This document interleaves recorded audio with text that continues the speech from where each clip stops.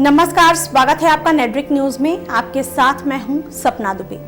31 अक्टूबर को भारत की पहली महिला प्रधानमंत्री श्रीमती इंदिरा गांधी की 35वीं पुण्यतिथि है। इंदिरा गांधी को पूरी दुनिया में आयरन लेडी के नाम से जाना जाता है। एक ऐसी महिला जिन्होंने अकेले अपने दम पर पाकिस्तान की ईंट से ईंट बजा रखी थी, अमेरिका जैसी महाशक्ति को भी डरने पर मजबूर किया था, जिन्होंने देश को केवल बाहरी ताकतों से ही नहीं बल्कि आंतरिक तौर पर भी मजबूत बनाने में कोई कसर नहीं छोड़ी थी। आज हम इन्हीं आयरन लेडी के बारे में आपको कुछ ऐसी बातें बताने जा रहे हैं जो उन्हें करती थी बाकियों से अलग। इंदिरा गांधी से जुड़ी खास बात आपको बताते हैं, लेकिन उससे पहले आप चैनल को सब्सक्राइब जरूर कर लें, साथ ही बेल आइकन को जरूर दबाएं जिससे हर अपडेट आप तक पहुंच पाए। अब आगे आपको बता दें कि इंदिरा गांधी जन्म से गांधी नहीं थी, यहाँ तक कि शादी भी उन्होंने फिरोज खान से की थी। बावजूद इसके वो गांधी कहलाई। इसके पीछे है महात्मा गांधी। इंदिरा गांधी भारत के पहले प्रधानमंत्री पंडित जवाहरलाल नेहरू की इकलौती संतान थी, जिसे दादा मोतीलाल नेहरू ने बड़े प्यार से नाम दिया था इंदिरा नेहरू। लेकिन शांति निकेतन में पढ़ाई के दौरान रविंद्रनाथ टैगोर ने नया नाम दिया प्रियदर्शनी, जिससे पूरा नाम हुआ इंदिरा प्रियदर्शनी गांधी। पिता की लाडली इंदिरा ने लंदन में पढ़ाई के दौरान ही फिरोज खान से शादी करने का फैसला कर लिया। दोनों वतन लौटे, लेकिन पंडित नेहरू ने रिश्ते को मानने से इनकार कर दिया। महात्मा गांधी ने फिरोज खान को गोद लेकर अपना नाम दिया और फिरोज गांधी बनकर इंदिरा ने शादी की। इस तरह से इंदिरा नेहरू फिरोज खान से शादी के बावजूद भी इंदिरा गांधी बन गए। इंदिरा गांधी के पूर्वज जम्मू कश्मीर से माने जाते हैं, जो कि कश्मीरी पंडित थे, लेकिन उनके दादा मोतीलाल नेहरू ने कश्मीर को छोड़कर इलाहाबाद में शरण ली। इलाहाबाद में ही इंदिरा गांधी का जन्म होता है। मोतीलाल नेहरू तब के समय के सबसे मशहूर बैरिस्टर में से एक थे, लेकिन कुछ समय बाद वो देश की आजादी की लड़ाई में महात्मा गांधी के साथ अंग्रेजों के खिलाफ खड़े थे। हालांकि इस दौरान इंदिरा गांधी पर स्वतंत्रता संग्राम का असर होने लगा था। वो विदेशी चीजों के बहिष्कार की मुहिम में साथ थीं और उन्होंने अपनी सभी विदेशी गुड़ियों और खिलौनों को जलाकर राख कर दिया था। अपने बचपन के दिनों में ही इंदिरा ने अपने पिता और दादा से नजरें बचाकर वानर सेना बनाई, जो जुलूस निकालने और स्वतंत्रता सेनानी के लिए जरूरी जानकारी देने का काम करती थी। अपने पिता के बेहद करीब माने जाने वाली इंदिरा का पूरा बचपन एकाकी और अकेलेपन में ही गुजरा। पिता नेहरू अक्सर आजादी की लड़ाई के चलते या तो घर से बाहर रहते थे या फिर जेल में रहते थे। इंदिरा मां कमला नेहरू के साथ ही रहती थी, लेकिन जब वो 18 साल की थी तभी तपेदिक की बीमारी के कारण कमला नेहरू का देहांत हो गया। इंदिरा और भी ज्यादा अकेली पड़ गई थी। फिरोज गांधी पर लिखी किताब फिरोज द फॉरगॉटन गांधी में बताया गया है कि महज 13 साल की उम्र में ही इंदिरा को 16 साल के फिरोज ने प्रपोज कर दिया था, लेकिन इंदिरा ने उनके प्रस्ताव को इनकार कर दिया, जिसके बाद दोनों का प्यार परवान चढ़ा लंदन में। 1942 में दोनों ने गांधी जी के सामने शादी कर ली। इंदिरा का प्रधानमंत्री बनना ही अमेरिका के लिए सीख बन गया। पहली बार ऐसा हुआ था जब भारत में कोई महिला देश की मुखिया बनी थी, जिसने पूरी दुनिया को चौंका दिया था, खासकर पुरुष प्रशासन को मानने वाला अमेरिका। लेकिन जब इंदिरा अमेरिका दौरे पर गईं तो इंदिरा के अंदर गजब का आत्मविश्वास देखकर वो लोग भी उनके आगे नतमस्तक हो गए। 1971 में जब पश्चिमी पाकिस्तान का पूर्वी पाकिस्तान पर दमन बढ़ा तो इंदिरा ने पूर्वी पाकिस्तान को आजाद कराने के लिए अपनी सेना भेज दी, जिससे तिलमिलाए अमेरिका ने साफ तौर पर इंदिरा गांधी को इन सब में हस्तक्षेप ना करने की सलाह दी। लेकिन इंदिरा कहां मानने वाली थी। वो अमेरिका से वापस आई और महज 11 दिनों में ही पूर्वी पाकिस्तान को आजाद कराकर अलग देश बनाकर ही दम लिया।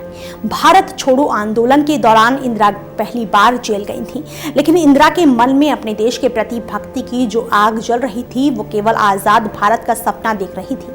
15 अगस्त 1947 को देश को आजादी मिली और पिता पंडित जवाहरलाल नेहरू पहले प्रधानमंत्री बने। इंदिरा पति फिरोज गांधी के साथ ज्यादा समय देने के बजाय अपने पिता की राजनीतिक गतिविधियों पर ज्यादा ध्यान देती थीं, जिस कारण फिरोज गांधी और इंदिरा गांधी के रिश्ते कभी भी नहीं सुधरे। हालांकि बावजूद इसके वो राजनीति और घर में सामंजस्य बिठाने की कोशिश करती रहीं, लेकिन ऐसा हो ना सका। 1955 में वो पूरी तरह से राजनीति की हो गई, कांग्रेस कार्य समिति और केंद्रीय चुनाव समिति की सदस्य बनी। इंदिरा गांधी पहली बार 1959 से 1960 के बीच कांग्रेस की अध्यक्ष चुनी गई थी और 14 जनवरी 1966 में वो देश की पहली महिला प्रधानमंत्री बनी, जिसके बाद देश में कृषि को बढ़ावा देने के लिए हरित क्रांति की शुरुआत की। इंदिरा ने हिंदी और इंग्लिश दोनों को राजकीय भाषा का दर्जा दिलवाया। उन्होंने देश को आर्थिक तौर पर मजबूत करने के लिए साल 1969 में 14 बैंकों का राष्ट्रीयकरण कर दिया। आपातकाल से बदल गई इंदिरा की रूपरेखा। जी हाँ, इंदिरा गांधी ने 25 जून साल 1975 में पूरे देश में आपातकाल की घोषणा कर दी, जो करीब 21 महीनों तक चली। इस दौरान जितने भी बड़े और बागी नेता थे, उन सबको जेल में डाल दिया गया। मीडिया की आजादी पर रोक लगा दी गई। इंदिरा गांधी के बेटे संजय गांधी ने इस दौरान कई तरह की मनमानी की। उन्होंने जबरन लोगों की नसबंदी कराई। चारों तरफ केवल कांग्रेस से इंदिरा और संजय गांधी की मनमानी चल रही थी। हालांकि आपातकाल हटने के बाद आम चुनाव हुए और पहली बार कोई गैर कांग्रेसी सरकार देश में आई। इस दिन को काला दिन के नाम से भी जाना जाता है। इंदिरा गांधी इतनी जिद्दी थीं कि वो कभी किसी के आगे घुटने टेकने को तैयार नहीं हुई। उन्होंने देश को परमाणु संपन्न बनाने के लिए 18 मई साल 1974 को पहली बार पोखरण में परमाणु परीक्षण किया। हालांकि ये सफल नहीं हो पाया, लेकिन दुनिया को इंदिरा के मजबूत इरादों के बारे में जरूर पता चल गया था। अब किसी भी देश के लिए ये समझना मुश्किल नहीं था कि इंदिरा अकेले पूरी दुनिया को अपने कदमों में झुकाने का जज्बा रखती हैं।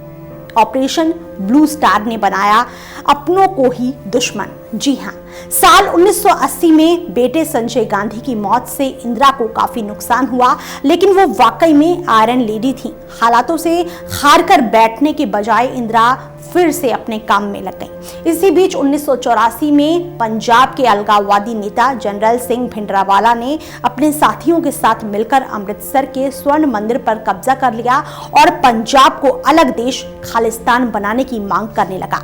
इंदिरा किसी भी कीमत पर देश का बंटवारा नहीं कर सकती थी, इसलिए उन्होंने ऑपरेशन ब्लू स्टार को अंजाम दिया।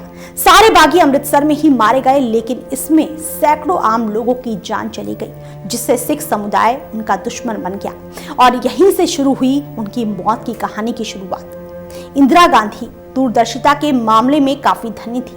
अपनी हत्या के ठीक एक दिन पहले ही 30 अक्टूबर 1984 में इंदिरा ने भुवनेश्वर में अपनी मौत की भविष्यवाणी कर दी थी।